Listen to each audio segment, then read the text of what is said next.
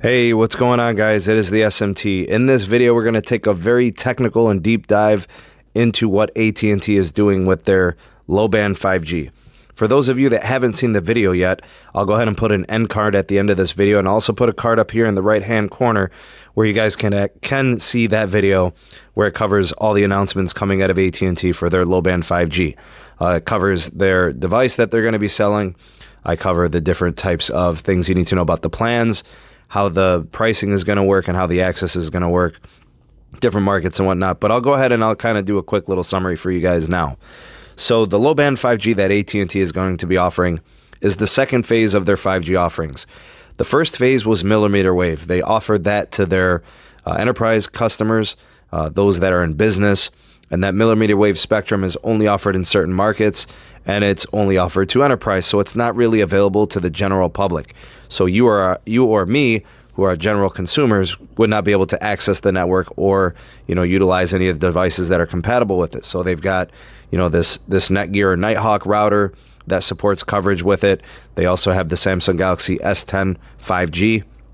And now we're actually getting low-band 5G, which is going to be available to the general public. So they're going to start taking pre-orders for the device, the Samsung Galaxy Note 10 5G. Pre-orders for that phone will start November 25th. That phone is coming in at $1,300, and it is the only device that AT&T will carry that is low-band 5G compatible. So $1,300, you got to pay to play. Another thing to note is in terms of the technology that's being utilized, AT&T is going to utilize their 850 megahertz variety of spectrum. To give you guys a comparison on what type of spectrum that is, T-Mobile for their low band are going to utilize 600 megahertz.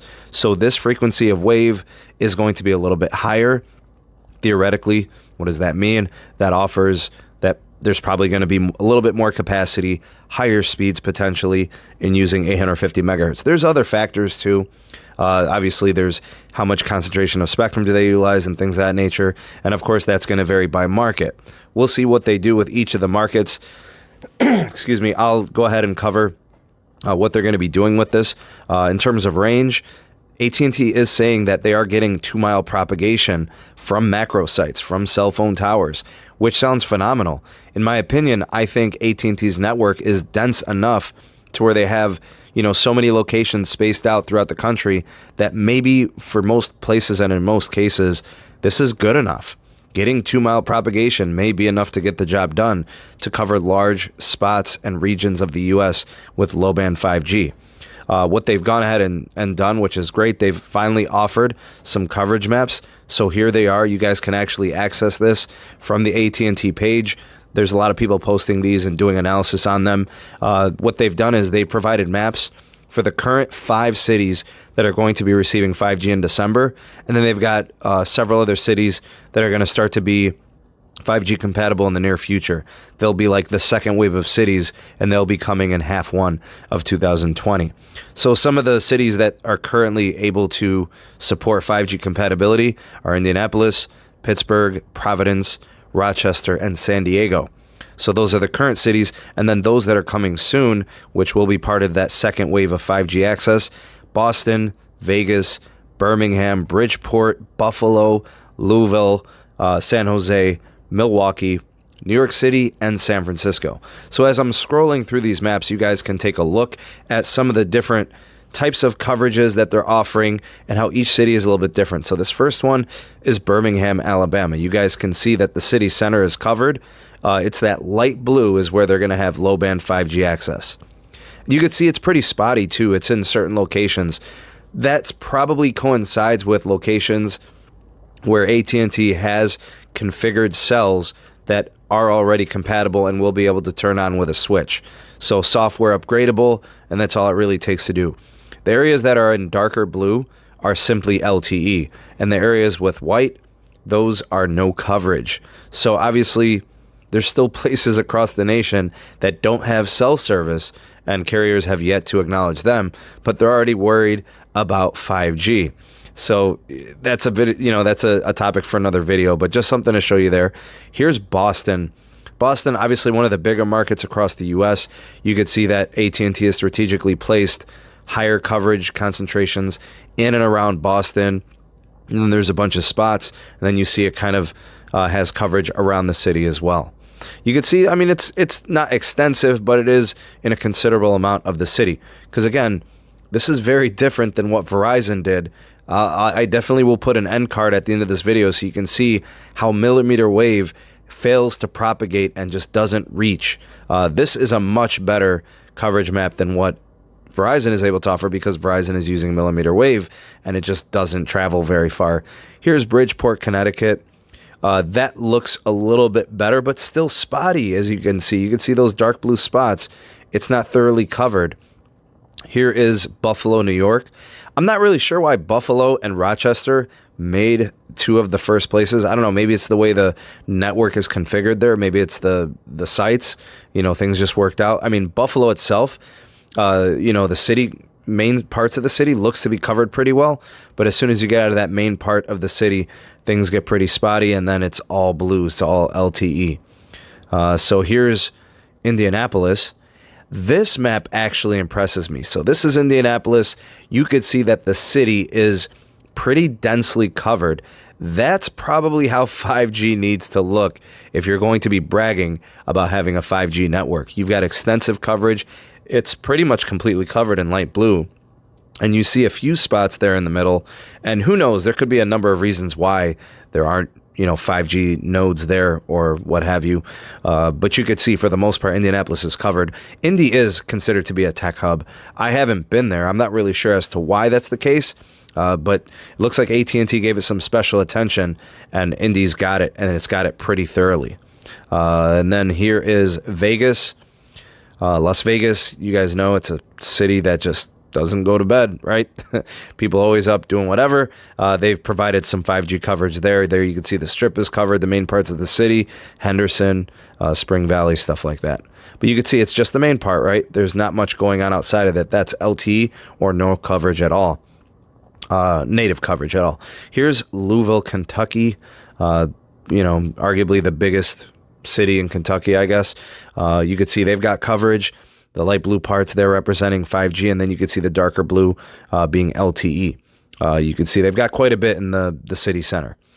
Here is Milwaukee, Wisconsin. Pretty spotty in my opinion. That's the type of location that even though they have 5G, I could see it popping in and out very frequently, falling back to LTE with frequency. Now, here's an interesting one. This is New York City. You could see the island's covered pretty well. You could see the major boroughs are covered as well. Many of the parts have coverage where they probably need it, where that capacity and that throughput is required, where it can really help bolster the LTE network. Take stress off the network, provide the throughput to keep people connected. And of course, you know, you think about the latency advantages that 5G offers. It's not just about speed, but also, you know, download speeds, but also upload speeds, as well as the latency advantages. And of course, you know, that latency offers amazing possibilities with AR and virtual reality and other applications like autonomous vehicles and different sensor technology. Here's Pittsburgh. Very spotty. You could see tons of blue sprinkled in with all of the light blue. But it's nice to see that it is there. I'd like to see some of that fill up. I don't know what's keeping it from being fuller. Maybe, again, like I said, it's the hardware, it's the sites. They aren't supporting it. They don't have the antennas up yet. But hopefully that gets better with time. So that's Pittsburgh. Here's Providence, Rhode Island. You can see the spotty coverage outside of the city, but it's pretty good near the city.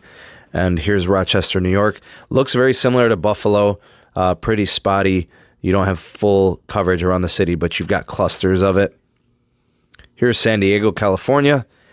Very spotty, in my opinion, outside of the major component part of the city. Yeah, I mean, it's again, it's the early infancy stages of 5G. I think we have to temper our expectations. Here's San Francisco, California. Again, this another, and that's actually pretty extensive there. I kind of like what I'm seeing, how it's got a huge range covered, even though it then gets spotty again. Hopefully these fill up in time. Here's San Jose. And I think that's the last one. All right, so that kind of wraps up the video. I wanted to do a quick little recap of the technology that AT&T is going to do, what they're going to utilize, and what the coverage maps look like. The pricing of the plans are going to be starting at $75 and then $85 for the Elite. So those, you got to have one of those two plans to have access to the low band 5G. Then, of course, you got to buy a compatible phone. And as of right now, the only one that AT&T is going to be selling is the Samsung Galaxy Note 10 Plus 5G, coming in at $1,300. Indianapolis, Pittsburgh, Providence, Rochester, San Diego, the only city supporting it at launch in December. And then Milwaukee, New York City, San Francisco, Boston, Vegas, Birmingham, Bridgeport, Buffalo, Louisville, and San Jose, all supporting it. Second wave of cities in half one of 2020. So what say you on this network technology? What say you on AT&T's implementation and coverage maps? I mean, they're talking about range working up to 2 miles from these macro sites. Sounds really good in my opinion, but I'd love to hear what you guys have to say. So go ahead and drop me a line. Let me know what you guys think of these news and these developments. Anyways, hopefully you guys enjoyed the video and you found it informative. If you did, go ahead and like this video, share it to your favorite social medias, help me out, help the channel grow, get it out to the masses, let it hit that algorithm running. Share it to your Twitter, your Instagram, whatever. That'll be greatly appreciated. We got all types of links in the description box, Patreon page, Discord server, PayPal share link, Twitter handle. It's all there. Check those things out. And of course, here at the end of this video, there's going to be end cards for other things that you can watch, including the videos that I cited, the Verizon coverage map video, the AT&T video on this news, as well as a couple other things. I think I'll put the history of Sprint or some other stuff. You guys can, do that. Check those videos out. That would be great. Anyways, I hope you guys enjoy the rest of your day. I'm the SMT, and I will see you guys on the next video. Peace.